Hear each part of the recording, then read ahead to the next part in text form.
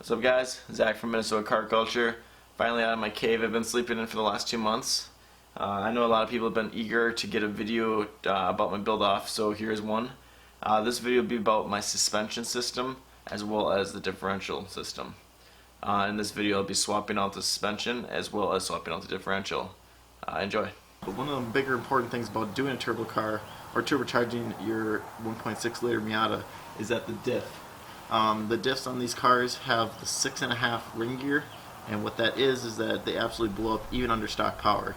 So unfortunately this is the VLSD, so they've been kind of fun to have on turbo power, but we'll be swapping out the diff from my parts car. It is an open diff, but eventually hopefully I'll be able to sell this and the open diff pumpkin and then get a Torsen pumpkin to fit into my car.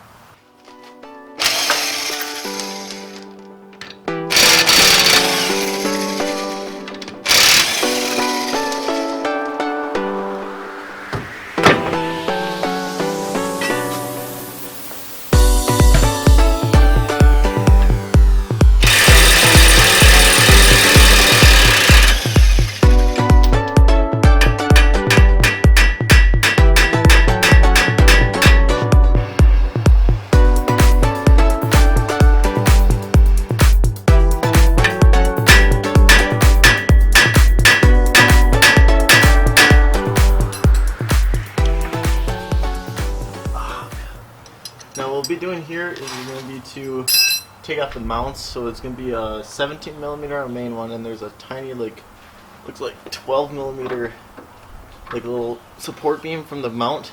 You just got to pull those off. Once I get those off, put the jack under here and jack it down. What's nice about this diff too is that you can take out the stub axles with a 14. Alright guys, there it is. The diff is out. I hate it. Pull it out of here.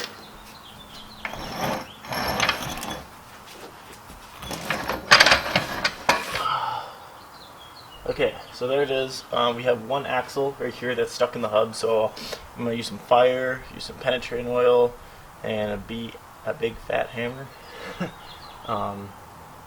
So yeah, that's basically it, and then once this is done, I have to go up to the front of the transmission, get the PPF bolted in a little better because one of the bolts aren't going in straight, so I'm going to do that. And then this the diff from the 1.8 should be ready to go. Alright guys, there's our new diff. We got the old one out, sitting here, ready to sell, so I can make some money to get a Torsen in that thing. So as you guys can see there, we have the stock engine mounts in there, and most people do upgrade the polyurethane, which are about $45. The problem here though is that I don't have money. I just spent a lot of money on the turbo kit, ECU, all that fun stuff. What's up everybody? So we got the new diff in. We're going to be throwing the new axles in too because we had to take the suspension off, but I have another choice here, or build situation. So here's the original springs and struts that came onto the back. It looks like it's just a stock strut with some brand of spring. I'm not sure exactly. I'll have to research it, maybe clean up, see if there's a name on it. But there was those springs, and then from that white Miata, I never did any videos on it, just a few autocross videos. But this is the suspension that came with. It came with some Bilstein shocks with some Racing Beat springs.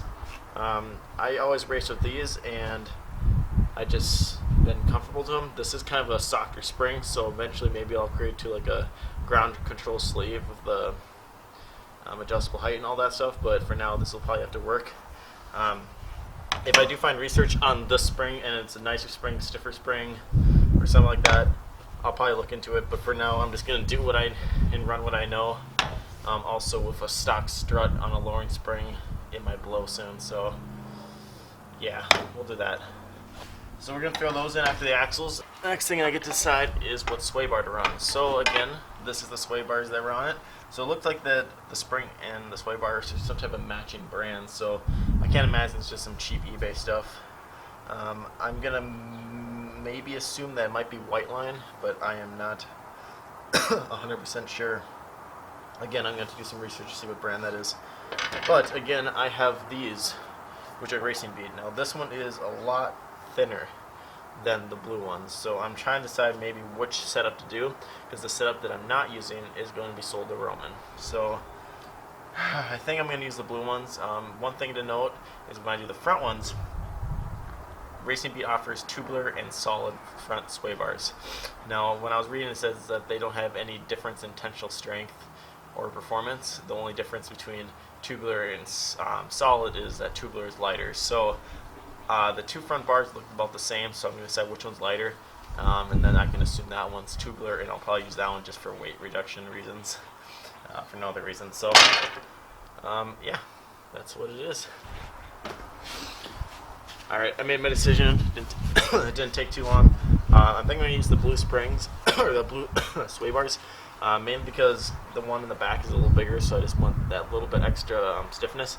And the front ones, they're about the same weight and everything, but the only thing I like about the blue ones is that they have their two space adjustables in the front, where the front sway bars for the Racing Beat are single mount, no adjustability. So sorry, Roman, I'm going to give you the little crappier ones, but it'll match your springs. So there we go. We'll be running the blue sway bars and the red Racing Beat springs. Let's install them.